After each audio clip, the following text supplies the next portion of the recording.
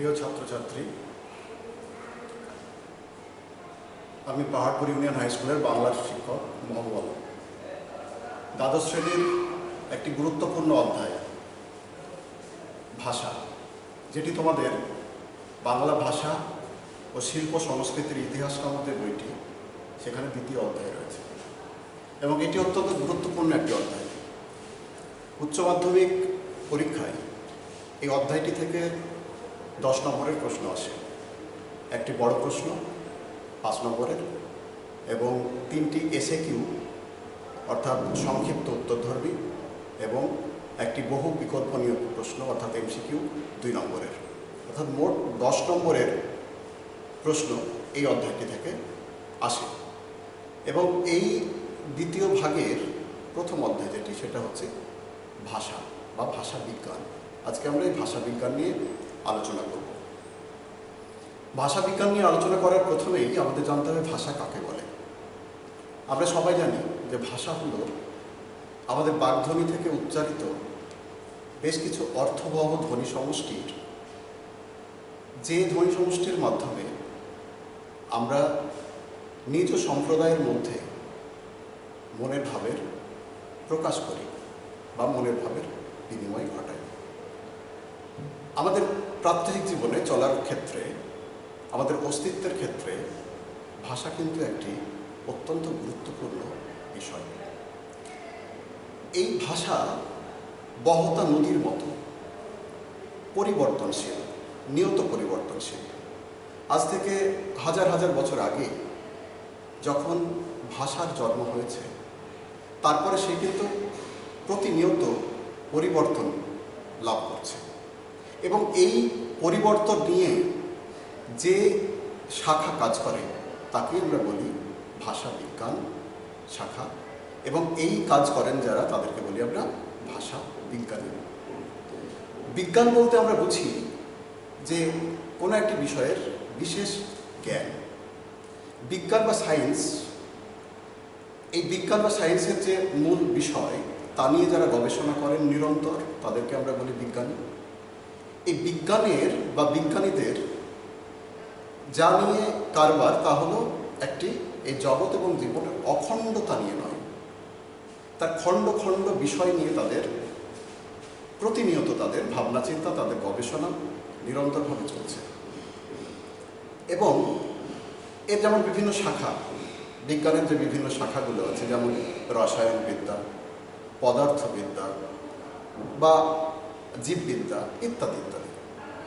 ঠিক তেমনই আমাদের এই ভাষা নিয়ে, আমাদের ভাষার যে প্রতিনিয়ত যে পরিবর্তন এবং প্রতিনিয়ত যে জন্ম হচ্ছে নতুন নতুন ধারণার, নতুন নতুন চেতনার, এই বিষয়গুলো নিয়ে ভাষা বিজ্ঞানীরাও বিভিন্ন ধারাতে তারা তাদের গবেষণা করেছেন এবং তাদের গবেষণা লব্ধ যে ফল, সেটা আমরা প্রতিনিয়ত আমরা পাচ্ছি এবং তা প্রাত্যহিক জীবনে মুখের ভাষার ক্ষেত্রে, লেখার ক্ষেত্রে বা ব্যবহারিক ক্ষেত্রে আমরা তা প্রতিনিয়ত ব্যবহার করছি। এই বিষয়টি হচ্ছে আমাদের এই বর্তমান যে আলোচ্য বিষয়, আমাদের যে বর্তমান যে অধ্যায়, আমাদের যে আজকের আলোচ্য বিষয়ের যে টপিক ভাষা বিজ্ঞান, তারই একটি অংশ। এবার ভাষা কাকে বলে আমরা বুঝেছি বা বুঝলাম। এবার আমরা দেখব যে ভাষা বিজ্ঞানের এই যে আলোচনার যে ধারা, এই ধারাকে সাধারণত ভাষা বিজ্ঞানীরা কটি ভাগে ভাগ করেছে। সাধারণত বহুল প্রচলিত যে মত, তাতে ভাষা বিজ্ঞানীরা এই ধারাটিকে, ভাষা বিজ্ঞানের ধারাটিকে 3টি ভাগে ভাগ করেছেন। এক, তুলনামূলক ভাষা বিজ্ঞান, অর্থাৎ ইংরেজিতে কম্পারেটিভ লিঙ্গুইস্টিক। এই তুলনামূলক ভাষা বিজ্ঞানের সূত্রপাত করেন 1786 সালে ডক্টর উইলিয়াম জোন্স। তিনি দেখালেন সংস্কৃত, ল্যাটিন, গ্রিক এবং ফরাসি ভাষার মধ্যে একটি যোগসূত্র রয়েছে, একটি মিল রয়েছে। তিনি এই বিষয়টি গবেষণা করতে গিয়ে তিনি উপলব্ধি করলেন এবং আমাদেরকে জানালেনও, আমরা জানতেও পারলাম সেটা, যে এই 4টি ভাষার যে উৎস ভাষা, যে উৎস, তা ইন্দো ইউরোপীয় ভাষা বংশের ভাষা থেকে এটা কিন্তু আগত হয়েছে। অর্থাৎ তিনি বিভিন্ন ভাষার সঙ্গে একটা তুলনামূলক পর্যালোচনা করে এর উৎপত্তি বা উৎস সম্পর্কে নিঃসন্দেহ হলেন। ফলে এইভাবে কোনো ভাষার উৎপত্তি এবং উৎস সম্পর্কে যে শাখা নিয়ে আলোচনা করা হয়, যে শাখায়, সেই ধারাটিকে আমরা বলব তুলনামূলক ভাষা বিজ্ঞানের ধারা। দ্বিতীয়ত, ঐতিহাসিক ভাষা বিজ্ঞান বা হিস্টোরিক্যাল লিঙ্গুইস্টিক। আমরা জানি যে ইতিহাস কি আলোচনা করে? আমাদের যে জগৎ এবং জীবন এবং আমাদের যে মানব সভ্যতার যে ইতিহাস, ঐতিহাসিকরা কি করেন? অতীতের রসদ সংগ্রহ করে বর্তমান এবং ভবিষ্যৎ এই তিনটে কালের যে উপাদানগুলোকে, ঐতিহাসিক যে সত্যগুলোকে, সেগুলোকে কম্পাইল করে, একত্রিত করে, তার নির্যাস তৈরি করে তারা তাদের বক্তব্য বিষয়কে জানান। ঠিক তেমনিভাবেই আমাদের বাংলা ভাষা শুধু নয়, গোটা ভাষা বংশই, যা পৃথিবীর অন্যান্য ভাষার ক্ষেত্রে বর্তমানে প্রচলিত যে ভাষাগুলো রয়েছে, সেই ভাষাগুলো কিন্তু একেবারে যে ভাষাগুলোকে আমরা এখন ব্যবহার করছি, সেই ভাষাগুলো আমরা এই রূপেই কিন্তু পাইনি। বিভিন্ন পর্যায়ে, বিভিন্ন অধ্যায়ে, সময়ের সঙ্গে সঙ্গে সেই ভাষাগুলোর কিন্তু পরিবর্তন হয়েছে। আমাদের বাংলা ভাষার ক্ষেত্রেই যদি আমরা ধরি, সেই ভাষার ক্ষেত্রে যদি ধরি, তাহলে সেটা পালি, প্রাকৃত, অপভ্রংশ, অবহট্ট হয়ে এবং পরবর্তী ক্ষেত্রেও আমাদের প্রাচীন বাংলা, মধ্য বাংলা হয়ে আধুনিক বাংলায় কিন্তু আমরা বর্তমানে যে ভাষাগুলো ব্যবহার করি, সেক্ষেত্রে আধুনিক বাংলা ভাষা সেই শব্দগুলো অন্তর্ভুক্ত হয়েছে। সুতরাং এই পর্যায়ে, এই ধারায়, এই ঐতিহাসিক ভাষা বিজ্ঞানের ধারায় যে ভাষাগুলোর যে পরিবর্তন, বিশেষ করে শব্দ এবং শব্দ মধ্যস্থ, তার যে ব্যাকরণগত এবং তার যে পরিবর্তন, বিভিন্নভাবে যে পরিবর্তন, সেই পরিবর্তন নিয়ে যে ধারা আলোচনা করে, সেই ধারাকে আমরা বলব হিস্টোরিক্যাল লিঙ্গুইস্টিক্স বা ঐতিহাসিক ভাষা বিজ্ঞান। তৃতীয়ত, বর্ণনামূলক ভাষা বিজ্ঞান অর্থাৎ ডেসক্রিপটিভ লিঙ্গুইস্টিক্স। এই ডেসক্রিপটিভ লিঙ্গুইস্টিকের যে সূচনা হয়েছে বিংশ শতাব্দীর গোড়ার দিকে, বিশেষ করে ইউরোপ এবং আমেরিকায় অর্থাৎ মার্কিন দেশে। এখানে মূলত কোনো ভাষার অতীত ইতিহাস নিয়ে আলোচনা করা হয় না। কোনো ভাষার যদি তার কোনো উৎস না থাকে, তা নিয়েও কিন্তু এই ধারায় আলোচনা হয়। এই ধারায় যে বিষয়টি আলোচনা হয় সেটি হলো বর্তমানে প্রচলিত যে ভাষাটিকে পাওয়া যাচ্ছে, সেই ভাষাকে আরও বেশি সমৃদ্ধ করার জন্য যে যে প্রক্রিয়া গ্রহণ করা দরকার, যে যে বিষয়গুলো, যে পদক্ষেপ গ্রহণ করা দরকার, এবং সেটা অবশ্যই যে তার সেই ভাষার অতীত কোনো যোগ সূত্র আছে কি না অন্য কোনো ভাষার সঙ্গে, সেটাও অনেক সময় দেখা হয়। ফলে এই আলোচনা করতে গিয়ে মূলত ভাষা বিজ্ঞানীরা যেটা দেখেন তা হল প্রথমত তার ধ্বনিতত্ত্ব, তার ভাষার রূপতত্ত্ব, এর বাক্যতত্ত্ব এবং তার শব্দার্থ তত্ত্ব। এই বিষয়গুলোকে, এই চারটে পদক্ষেপ, তার চারটে বিষয়কে মাথায় রেখে বর্ণনামূলক যে ভাষাবিজ্ঞান শাখাটি বা ধারাটি সেটি সমৃদ্ধ হয়েছে। তাহলে আমরা এতক্ষণ যেটা আলোচনা করলাম তাতে দেখা যাচ্ছে যে ভাষাবিজ্ঞানের তিনটে ধারা: তুলনামূলক ভাষাবিজ্ঞান, ঐতিহাসিক ভাষাবিজ্ঞান এবং বর্ণনামূলক ভাষাবিজ্ঞান। এবার আমরা এই দ্বিতীয় যে অংশ আজকের আলোচনা, সেই অংশে যাব ভাষাবিজ্ঞানের শাখা ও তাদের সম্পর্ক। ভাষাবিজ্ঞানের এই যে শাখাগুলো, এই শাখাগুলোকে সাধারণভাবে আমরা দুটো ভাগে ভাগ করেছি। আমরা বলতে ভাষাবিজ্ঞানীরা সাধারণভাবে দুটো ভাবে ভাগ করেছেন। এক, প্রধান ভাষাবিজ্ঞানের শাখা অর্থাৎ প্রধান শাখা, এবং 2 নম্বর হচ্ছে ফলিত শাখা। প্রথমত এই প্রধান ভাষা বিজ্ঞানের যে শাখাগুলোর মধ্যে অন্তর্ভুক্ত হয়েছে সেগুলি হল ধ্বনি বিজ্ঞান, ধ্বনি তত্ত্ব, এখানে একটু ভুল হচ্ছে,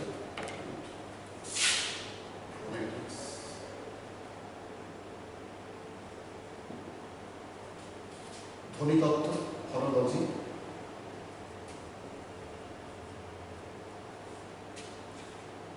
তৃতীয়ত রূপতত্ত্ব, চতুর্থত বাক্যতত্ত্ব এবং পঞ্চমত শব্দার্থ তত্ত্ব বা সিমেন্টিক্স। যদিও এর বিস্তৃতি আলোচনা এই অধ্যায়ে নেই, পরের যে টপিক তাতে বিস্তৃত আলোচনা রয়েছে। তোমাদের বাংলা ভাষা ও বাংলা ভাষা সংস্কৃতির যে ইতিহাস বইটি আছে তাতে, এবং পরবর্তী ক্ষেত্রে যদি সুযোগ হয় তাহলে আমরা এই বিষয়গুলোকে নিয়ে ইলাবোরেট আলোচনা করব। এখন আমাদের আলোচ্য বিষয় এই ফলিত শাখার বিষয়গুলো।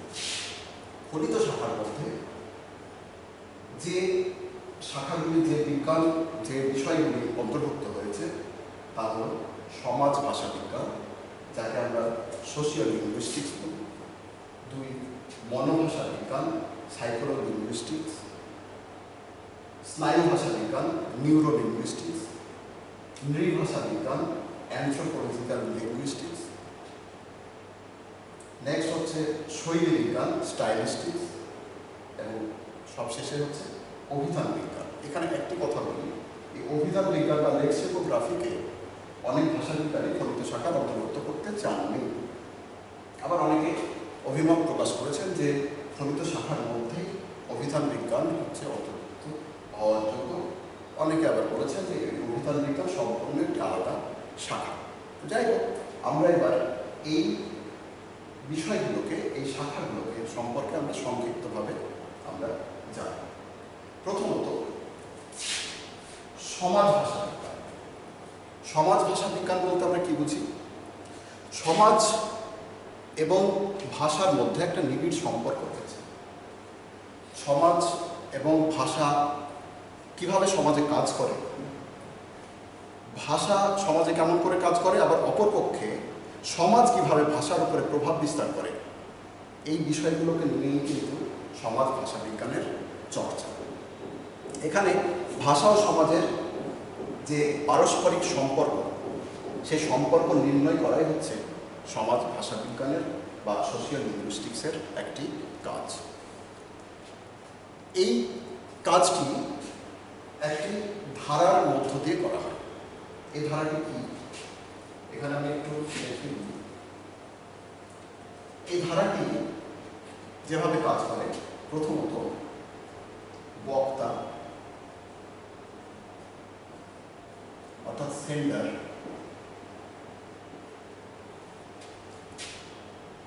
দুই নম্বর হচ্ছে শ্রোতা, রিসিভার,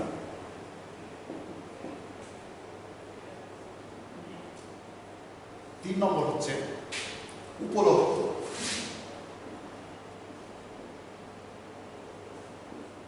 অর্থাৎ সেটিংস। কিভাবে এবার কাজ করে একটু ভালো করে বুঝে নাও।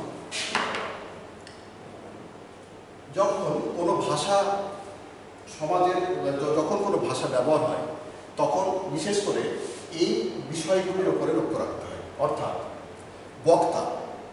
বক্তা যখন কোনো একটি ভাষা ব্যবহার করবেন তখন সাধারণত তিনি মাথায় রাখেন, আমরা তার যে এলিমেন্টগুলো, যে উপাদানগুলো আমরা দেখি তা হল যে বক্তা পুরুষ না নারী, বক্তার পদমর্যাদা কী, বক্তার বয়স কত, বা বক্তার সমাজের কোন শ্রেণীতে তিনি অবস্থান করেন, এই বিষয়গুলো কিন্তু থাকে। এর উপরে নির্ভর করে বক্তার বিভিন্ন কথা বলার স্টাইল, বক্তার ভাষার ব্যবহার এবং বক্তার ভাষার যে উপস্থাপন তা কিন্তু অনেক সময় নির্ভর করে। এর সঙ্গে অঙ্গাঙ্গিভাবে জড়িত আরেকটি বিষয়, সেটা হচ্ছে শ্রোতা। অর্থাৎ শ্রোতা কারা, শ্রোতা পুরুষ না নারী, শ্রোতা কোন শ্রেণীর অন্তর্ভুক্ত, শ্রোতার তার বয়স কেমন, শ্রোতা কোন শ্রেণীর অর্থাৎ কোন ধরনের, তার তার চাইতে সমবয়স্ক, বক্তার চাইতে বক্তার মধ্যে সমবয়স্ক, নাকি তার চাইতে বড় বা তার চাইতে ছোট ইত্যাদি। আর নেক্সট হচ্ছে সেটিং, অর্থাৎ উপলক্ষ, অর্থাৎ কোন সময়ে কোন বিষয়ে বা কোথায় আমরা কথা বলছি। অর্থাৎ জনসভার ভাষা একরকম হবে, শিক্ষক শিক্ষিকার ভাষা একরকম হবে, বাড়িতে বিভিন্ন আমাদের যে সদস্যরা রয়েছেন তাদের মধ্যে নিজেদের মধ্যে বলা যে ভাষা তা একরকম হবে, আমরা যখন বন্ধু বান্ধব নিয়ে গল্প করি বা কোথাও আড্ডা মারি তার এক রকমের ভাষা হবে। সুতরাং এই সমাজবিজ্ঞানের যে সমাজ ভাষা বিজ্ঞানের যে শাখা, সেই শাখা কিন্তু এই তিনটে বিষয়ের উপরে নির্ভর করে। এ বিষয়েও পরবর্তী ক্ষেত্রে আমাদের বিস্তৃত আলোচনা আছে, এবং এটা যেহেতু স্বল্প পরিসরের মধ্যে আমাদেরকে একটি বিষয়কে উপস্থাপন করতে হবে, সুতরাং এটা পরবর্তী যে টপিকগুলো আছে সেখানে আমরা বিস্তৃত আলোচনায় যাব। নেক্সট হচ্ছে মনোভাষা বিজ্ঞান। ভাষা যেহেতু আমরা বলেছি যে মনের ভাব প্রকাশের মাধ্যম, সুতরাং মনের সঙ্গে ভাষার যে একটা সম্পর্ক থাকবে এটা স্বাভাবিক। মানুষের ভাষার সঙ্গে মনের যে একটা নিবিড় সম্পর্ক আছে। বিশেষ করে এটা একটা উদাহরণ দিলে বোঝা যাবে যে একটা শিশু, সেই শিশুর কথা বলা, তার বাক্য তৈরি করা, এই যে বিষয়গুলো তা কিন্তু একজন পূর্ণাঙ্গ বা পূর্ণবয়স্ক যে মানুষ তার চাইতে আলাদা। সুতরাং এই মনোভাষা বিজ্ঞান বা সাইকোলজিক্যাল লিঙ্গুইস্টিক্স, এই শাখা কিন্তু বিশেষ করে এই মানুষের মনের যে ভাষা, সেই ভাষাকে কেন্দ্র করে তার চর্চা এখানে হয়। নোয়াম চমস্কি বলে একজন ভাষা বিজ্ঞানীর নাম তোমরা শুনেছ। তিনি বলেছেন যে আমাদের যে একটা চিরাচরিত ধারণা রয়েছে যে শিশু সে ভাষাটা কিভাবে শেখে, অনুকরণের মাধ্যমে, এটা আমাদের চিরাচরিত একটি ধারণা। নোয়াম চমস্কি বলছেন যে শিশু কিন্তু অনুকরণের মাধ্যমে ভাষাটি শেখে না। তাহলে কিভাবে শেখে? আমাদের মস্তিষ্ক, এই মস্তিষ্কে পূর্ব থেকে, জন্মের সময় থেকে ভাষা শেখার যে সামর্থ্য, সেই সামর্থ্য কিন্তু সেখানে প্রি প্রোগ্রামড, অর্থাৎ প্রি লোডেড বলতে আমরা যা বোঝাই, অর্থাৎ আগের থেকেই সেখানে সংরক্ষিত হয়ে আছে। পরবর্তী ক্ষেত্রে সেগুলো আস্তে আস্তে বুদ্ধির মাধ্যমে বয়সের সঙ্গে সঙ্গে সেগুলো কিন্তু ডেভেলপ করে, অর্থাৎ গঠিত হয়, এবং আস্তে আস্তে শিশু তার পারিপার্শ্বিক বিভিন্ন আরও উপাদানের অভিজ্ঞতার মাধ্যমে শিশু কিন্তু ভাষাটা শেখে। অর্থাৎ নোয়াম চমস্কি বলছেন যে এই আমাদের মস্তিষ্ক হচ্ছে একটি ল্যাডের মতো। ল্যাড মানে কি হচ্ছে? তিনি বলছেন ল্যাড কথার অর্থ হচ্ছে ল্যাঙ্গুয়েজ অ্যাকুইটেন্স ডিভাইস। তিনি আমাদের মস্তিষ্ককে বলেছেন ল্যাঙ্গুয়েজ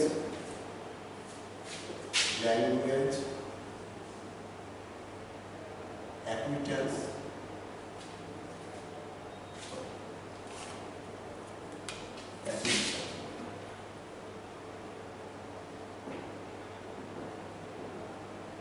ডিভাইস, অর্থাৎ ল্যাড। পরবর্তী ক্ষেত্রে অবশ্যই ডিভাইস কথা থেকে তিনি বলেন যে একটা ডিভাইস কথার পরিবর্তে সিস্টেম বলতে হবে, অর্থাৎ ল্যাস। তাহলে নোয়াম চমস্কির ভাষায় আমাদের প্রত্যেকেরই মস্তিষ্কে এই ভাষা শিক্ষার সামর্থ্য আগের থেকেই সঞ্চিত থাকে, এবং পরবর্তী ক্ষেত্রে বিভিন্ন ভাবে বিভিন্ন তার প্রয়াসের ফলে সেগুলো ডেভেলপ করে, অর্থাৎ গঠিত হয়। নেক্সট আমরা জানব স্নায়ু ভাষা বিজ্ঞান, অর্থাৎ নিউরো লিঙ্গুইস্টিক। আমরা যেমন দেখলাম যে ভাষার সঙ্গে মানব মনের একটা সম্পর্ক আছে, ঠিক তেমনি এই ভাষার সঙ্গে মানব মস্তিষ্কেরও একটি অঙ্গাঙ্গী সম্পর্ক রয়েছে। এই বিষয় নিয়ে যারা চর্চা করেন তাদেরকে আমরা বলি স্নায়ু ভাষা বিজ্ঞান, এবং এই শাখাটির মূল আলোচ্য বিষয়ই হচ্ছে মানুষের যে মস্তিষ্ক, সেই মস্তিষ্কের সঙ্গে ভাষার যে নিবিড় যোগ বা সম্পর্ক রয়েছে তা বিশ্লেষণ। এখানে আমরা দেখতে পাই যে আমাদের মস্তিষ্কের যে গঠন, সেই গঠন অনুযায়ী আমাদের মস্তিষ্ক একটি বাম মস্তিষ্ক আর একটি হচ্ছে ডান মস্তিষ্ক। এই বাম, আমি আগে একটি ছবি এঁকে রেখেছি, একটা ডায়াগ্রাম এঁকে রেখেছি, দেখো। এই বাম মস্তিষ্ক এবং ডান মস্তিষ্ক, এই বাম মস্তিষ্কের কি কাজ ভাষা বিজ্ঞানীরা বলছেন, এই বাম মস্তিষ্কের কাজ হচ্ছে বলা অর্থাৎ কথা বলা, শেখা অর্থাৎ লার্নিং, ভাষা ল্যাঙ্গুয়েজ, পড়া, গণনা করা, বিশ্লেষণ করা, কোনো একটি বিষয়কে বিশ্লেষণ করা এবং কোনো একটি বিষয় সম্পর্কে তার চিন্তা করা। মানুষের এই যে কাজগুলো, এই কাজগুলো কিন্তু বাম মস্তিষ্কের অর্থাৎ মস্তিষ্কের যে বাম গোলার্ধ, সেই বাম গোলার্ধের কাজ। তাই একটা জিনিস লক্ষ্য করবে যে সবার যে মেধা তা কিন্তু সবসময়ই একই রকমের হয় না। কেউ উচ্চ মেধার, কেউ মধ্য মেধার, কেউ নিম্ন মেধার। এগুলো কিন্তু সমস্ত কিছু নিয়ন্ত্রণ করে এই বলা, শেখা, পড়া, ভাষা, গণনা, বিশ্লেষণ, চিন্তা। এটা কিন্তু বিশ্লেষণ এই নিয়ন্ত্রণ করে মস্তিষ্কের বাম গোলার্ধ। আরেকটি মস্তিষ্কের অংশ সেটা হচ্ছে ডান গোলার্ধ। এই ডান গোলার্ধের কি কাজ? এই ডান গোলার্ধের কাজ হচ্ছে সামগ্রিক বিকাশ অর্থাৎ অলরাউন্ড ডেভেলপমেন্ট। সমস্ত ক্ষেত্রে একটা শিশুর বা একটি মানুষের যে সামগ্রিক বিকাশ, সর্বাঙ্গীন বিকাশ, সেই সর্বাঙ্গীন বিকাশের জন্য অনেকখানি দায়ী মস্তিষ্কের ডান গোলার্ধ।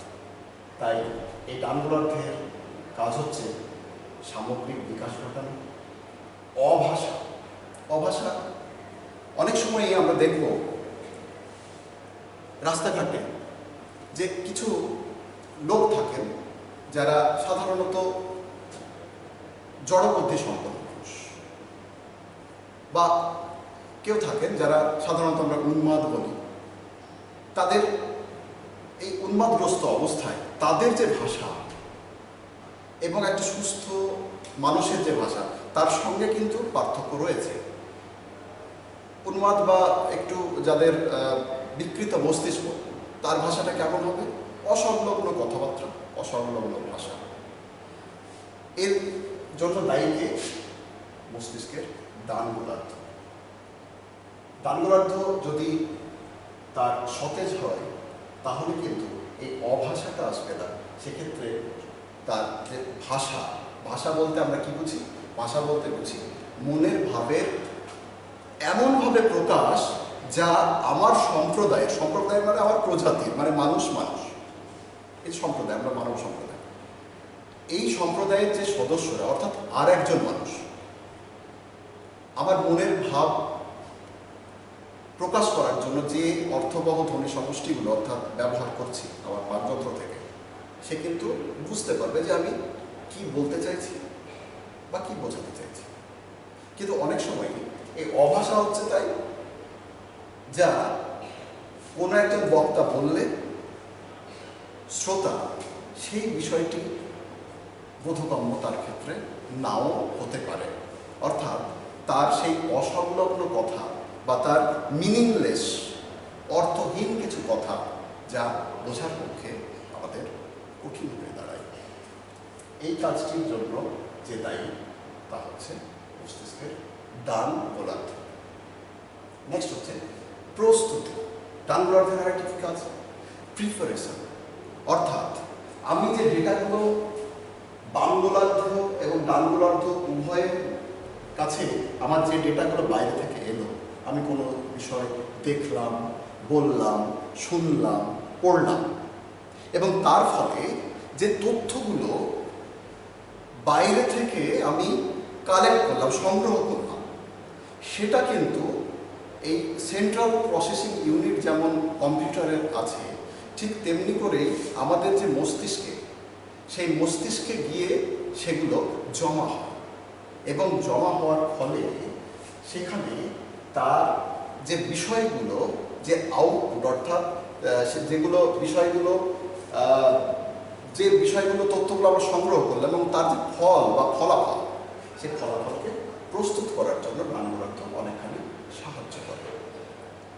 নেক্সট বা লাস্ট যে কাজ, সেটা হচ্ছে রোমন্থন, অর্থাৎ পূর্বের কোনো দেখা, পূর্বের কোনো পড়া, পূর্বের কোনো বিষয় সম্পর্কে আমি হয়তো জেনেছি, এবং তার ফলে যে মেমোরি পাওয়ার, অর্থাৎ সেখানে স্মৃতির মধ্য দিয়ে সেই পূর্বের দেখা ঘটনা বা পূর্বের কোনো বিষয় সম্পর্কে আমার যে অভিজ্ঞতা বা ধারণা ছিল, সেই অভিজ্ঞতাগুলোকে রোমন্থন করা, অর্থাৎ স্মৃতির মাধ্যমে সেটাকে আবার নতুন করে তুলে নিয়ে আসা।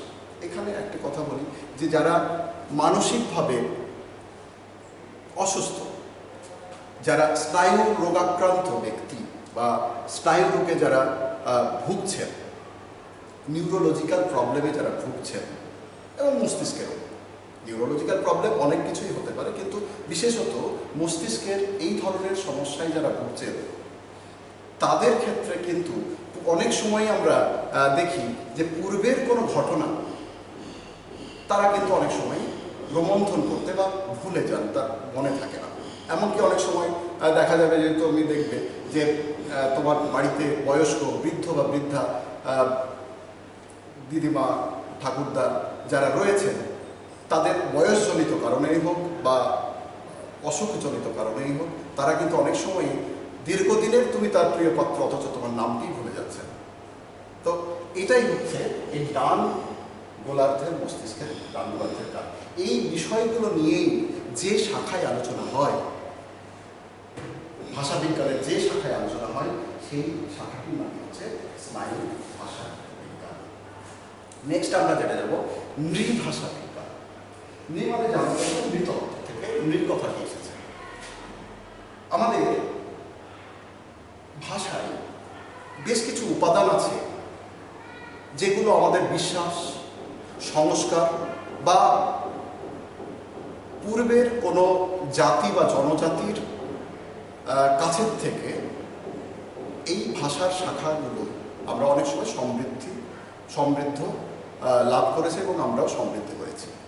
তো যে শাখাটি এই বিষয়টি নিয়ে, অর্থাৎ মানুষের বিশ্বাস, কোনো আদিবাসী বা প্রাচীন আদিবাসী বা তাদের ধর্মবিশ্বাস, তাদের সংস্কার নিয়ে যে শাখাটি কাজ করে, তাকে বলা হয় অ্যানথ্রোপোলজিক্যাল লিঙ্গুইস্টিক্স বা নৃভাষা বিজ্ঞান। এখানে সাধারণত যে আমাদের লোককথাগুলো রয়েছে, আমাদের বাংলা ভাষায় প্রাচীনতম এবং সব থেকে অনেকখানি সমৃদ্ধশালী যে একটি শাখা এখনও রয়েছে, সেটা হচ্ছে লোককথা বা লোকগাথা, যেটাকে ফোক বলা হয় আমাদের। তো সেখানের অনেকগুলো পার্ট আছে, তার মধ্যে ধাঁধা, ছড়া, হ্যাঁ, এই যে বিষয়গুলো যা এখন প্রায় অবলুপ্ত হতে চলেছে, এই বিষয়গুলোকে এই নৃতত্ত্ব ভাষাবিজ্ঞানীরা তা সংরক্ষণের চেষ্টা করেন এবং এই ভাষাগুলোর এই উপাদানগুলোকে, এই বিশেষ করে আদিবাসীদের বিভিন্ন তাদের বিশ্বাসজনিত কারণে যে ভাষার মধ্যে যে বিষয়গুলো, উপাদানগুলো আমরা পেয়েছি সেগুলো, এবং বিশেষ করে লোক সাহিত্যের অন্তর্গত যে উপাদানগুলো রয়েছে, তার মধ্যে আমি আগেই বললাম যে ধাঁধা, ছড়া, প্রবাদ, প্রবচন, এই বিষয়গুলোকে সংরক্ষণ করার কাজ তারাই হচ্ছেন নৃবিজ্ঞানী বা নৃভাষা বিজ্ঞানী, এবং এরা পর্যালোচনা করেন এবং তা সংরক্ষণ করার ব্যবস্থা করেন। নেক্সট যে বিষয়, সেটি হচ্ছে শৈলী বিজ্ঞান।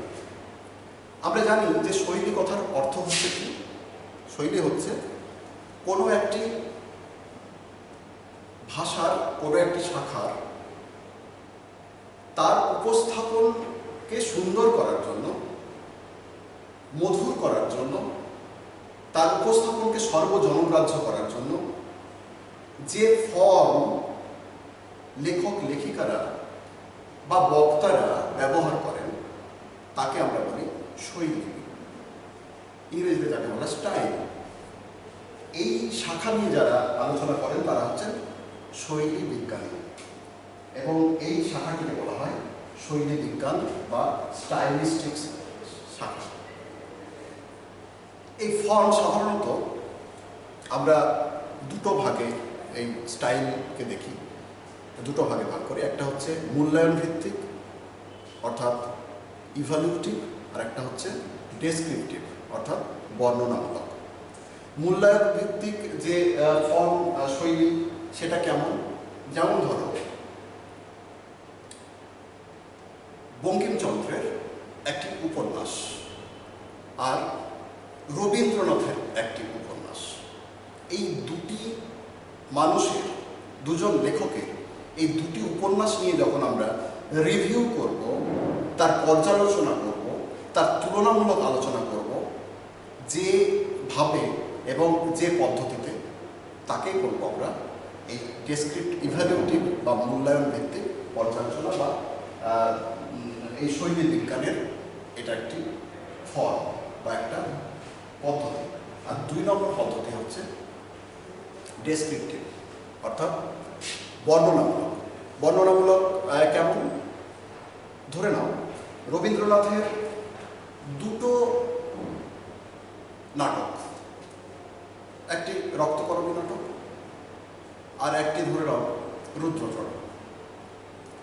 এই দুটো নাটক নিয়ে, বা মুক্তধারা, একটি মুক্তধারা এবং একটি নাটক তার নিজেরই লেখা রক্তকরবী নাটক, এই দুটো নাটক নিয়ে, রবীন্দ্রনাথের নিজেরই লেখা দুটো নাটক নিয়ে যখন আমরা তার ফর্ম নিয়ে, তার স্টাইল নিয়ে, তার উপস্থাপন রীতি নিয়ে, তার বিষয় নিয়ে, তার আঙ্গিক নিয়ে এবং লেখকের ফিলোসফি অফ লাইফ, তার জীবন দর্শন নিয়ে আমরা যখন আলোচনা করব, তখন সেই ফর্মটিকে আমরা করব ডেসক্রিপটিভ বা বর্ণনামূলক স্টাইল।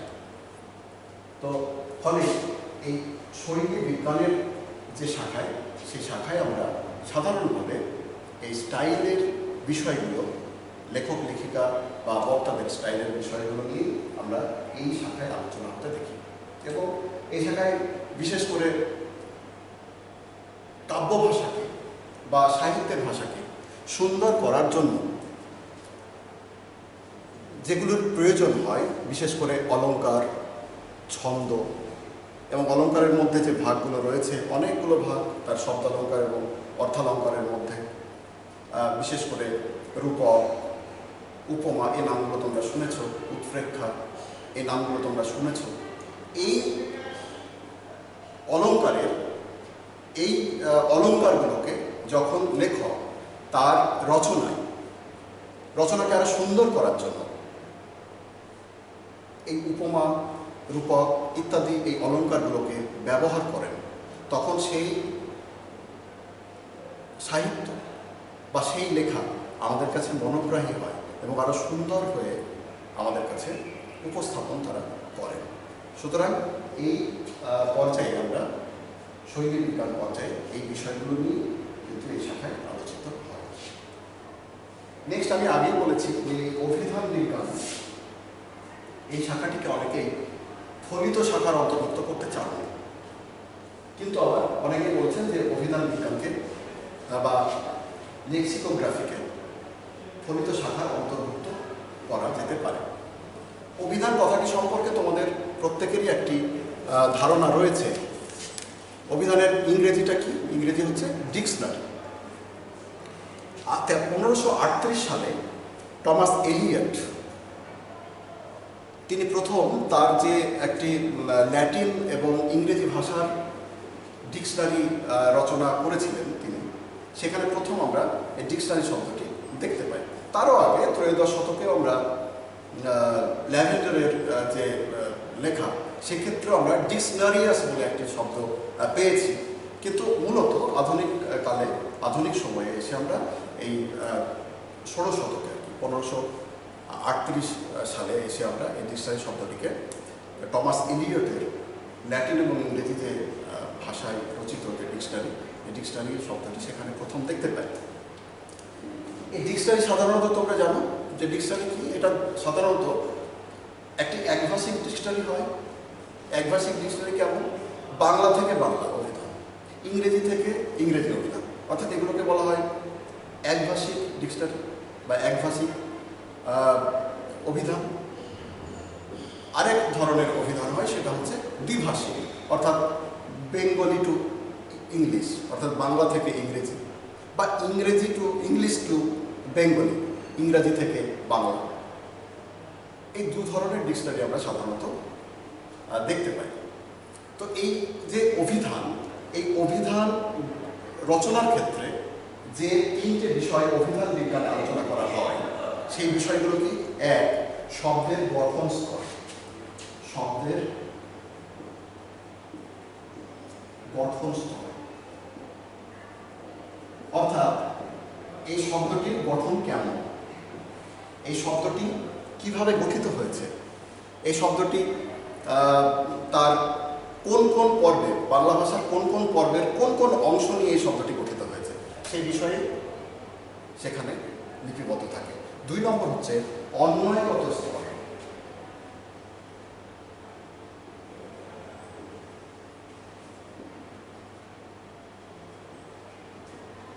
অন্বয়গত স্তর, এই অন্বয়গত স্তর অর্থাৎ এই শব্দটি, যে শব্দটি অভিধানে লিপিবদ্ধ হচ্ছে, তার সঙ্গে অন্য কোনো শব্দের যে সম্পর্ক, অর্থাৎ তার সমার্থক শব্দ, তার সঙ্গে সম্পর্কভুক্ত অন্য শব্দগুলো সেখানে কিন্তু লিপিবদ্ধ হয়। আর তৃতীয়ত বাগার্থ স্তর। মূলত এই ডিকশনারির ক্ষেত্রে বা অভিধানের ক্ষেত্রে এই স্তরটি হচ্ছে সব থেকে গুরুত্বপূর্ণ যে স্তর, সেটা হচ্ছে বাগার্থ স্তর, অর্থাৎ তার যে অর্থটা, সে অর্থটা কিন্তু সেখানে পরিষ্কারভাবে সে অর্থটি সেখানে লেখা থাকে। তো যাই হোক, আমরা এই ভাষা বিজ্ঞানের যে শাখা এবং তাদের যে সম্পর্কগুলো এখানে আলোচিত হলো, সেই বিষয়গুলো নিয়ে আমাদের 5 নম্বরের প্রশ্ন একটি, 2 নম্বরের এমসিকিউ টাইপের 2টো কোশ্চেন আসবে, আর এসিকিউ টাইপের 3টে কোশ্চেন। অত্যন্ত গুরুত্বপূর্ণ এই অধ্যায়টি। এখান থেকে যে প্রশ্নগুলো সাধারণভাবে হতে পারে সেগুলো তোমরা নিশ্চয়ই জানো, তবুও আমি বলি যে ভাষা কাকে বলে, ভাষা বিজ্ঞান কাকে বলে, ভাষা বিজ্ঞানের বিভিন্ন ধারাগুলো নিয়ে আলোচনা করো। এগুলো আলাদা আলাদাভাবে 2 এবং 3 নম্বরের প্রশ্ন আসতে পারে। ভাষা বিজ্ঞানের শাখা এবং তাদের সম্পর্কগুলো নিয়ে আলোচনা করো। ভাষা বিজ্ঞানের যে বৈশিষ্ট্য, সেই ভাষা বিজ্ঞানের বৈশিষ্ট্যগুলো নিয়ে আলোচনা করতে আসতে পারে। আমাদের ভাষা বিজ্ঞানের বৈশিষ্ট্যগুলো নিয়ে একটু সংক্ষেপে আমি একটা কথা বলে দিয়ে আমি আজকের এই পাঠ শেষ করব। ভাষা বিজ্ঞানের যে বৈশিষ্ট্য, সেই বৈশিষ্ট্যগুলোর মধ্যে প্রথমত যেটা, সেটা হচ্ছে ভাষা বিজ্ঞান প্রগতিশীল।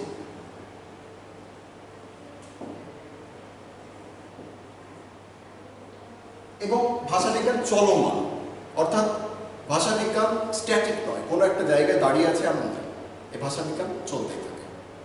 দ্বিতীয়ত, মানে ভাষা বিজ্ঞান চলতে থাকে মানে কি, তার সতত পরিবর্তন, সে কিন্তু একটি জায়গায় তার শেষ কথা নয়, অর্থাৎ প্রতিদিন একটু একটু করে আলাদা। যেমন ধরো পশ্চিমবঙ্গ বাংলা একাডেমি বা বিভিন্ন সংস্থা যারা আমাদের বাংলা ভাষা নিয়ে যারা চর্চা করেন, বাংলা ভাষার বানান নিয়ে চর্চা করেন, তারা বিভিন্ন সময়েই দেখবে যে কোনো একটি শব্দের প্রচলিত যে বানান, সেই বানান বিধিকে আস্তে আস্তে সেই জায়গা থেকে সরে আসছে না।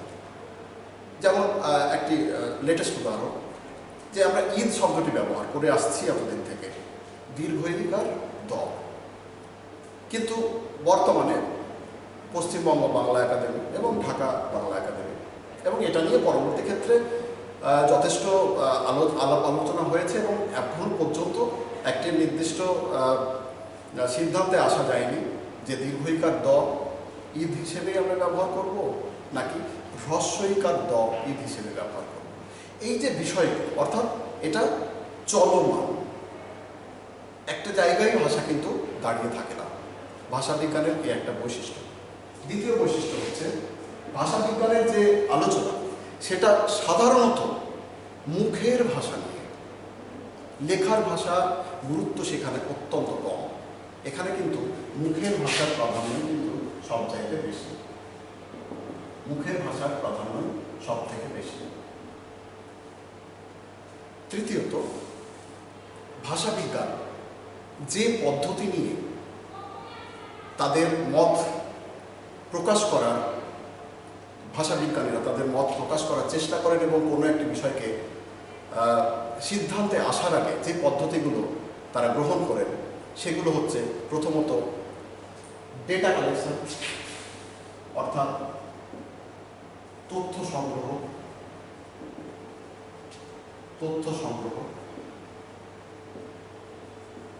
তথ্য সংগ্রহ করার পরে কি হয়, সেটিকে রেজিস্টার অর্থাৎ রেকর্ডিং, তাকে নথিভুক্তিকরণ।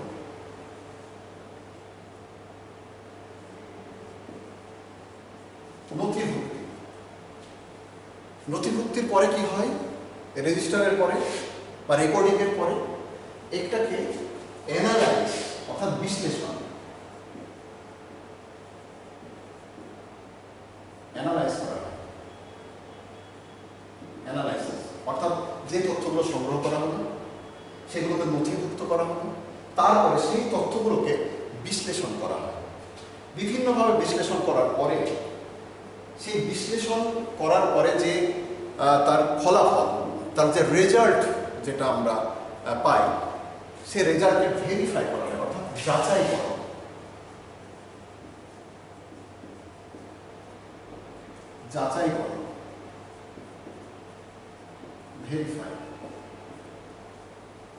ভেরিফাই করার পর তারপরে যে লিঙ্গুইস্টিক ল, অর্থাৎ যে ভাষাতাত্ত্বিক এবং ব্যাকরণগত যে সূত্র, সেই সূত্র সর্বসমক্ষে তারা উপস্থাপন করেন।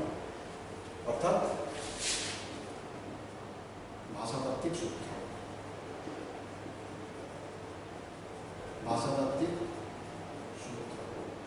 লিঙ্গুইস্টিক ল। একটা উদাহরণ দিয়ে একটু বুঝিয়ে দিই বিষয়টা। ধরো একটি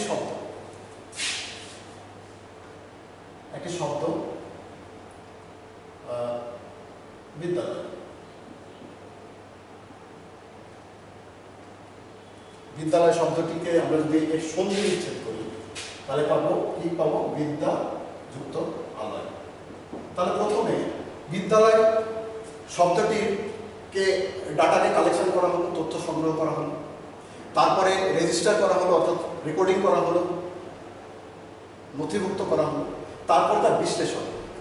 এখানে দেখো, এই যে বিদ্যালয় শব্দটির প্রথম পদ অর্থাৎ পূর্বপদের যে আকার এবং পরপদের আকার, এই দুটো অর্থাৎ এই পূর্বপদের আকার যুক্ত পরপদের আকার, তাহলে পূর্বপদের আকার যুক্ত পরপদের আকার, এই দুটো মিলে কি হলো, আকার।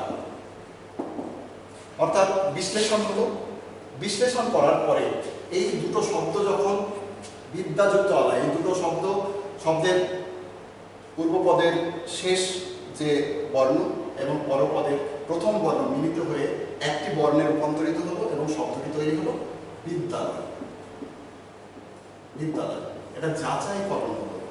যাচাইকরণ করার পরেই সূত্র তৈরি হলো, অর্থাৎ ভাষাতাত্ত্বিক সূত্র বলতে আমরা যা বোঝাই যে পূর্বপদের শেষে যদি আকার থাকে এবং পরপদের প্রথমে যদি আকার থাকে তাহলে উভয়ে মিলিয়ে আকার হয়।